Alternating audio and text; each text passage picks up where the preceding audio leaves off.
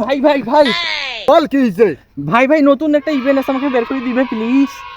কি তোর মতো গরিবকে আমি এত ডায়মন্ড খরচ করে এগুলি বের করে দেবো? চললি এখন আমার সামনে থেকে গরিব কোথাকার।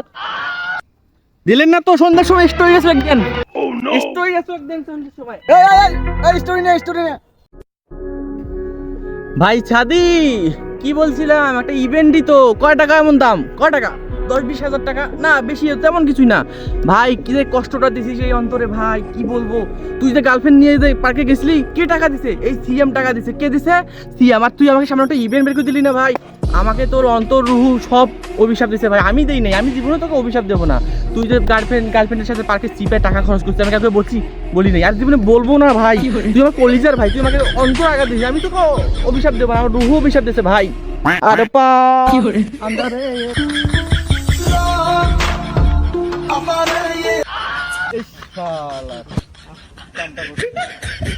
বাইগান।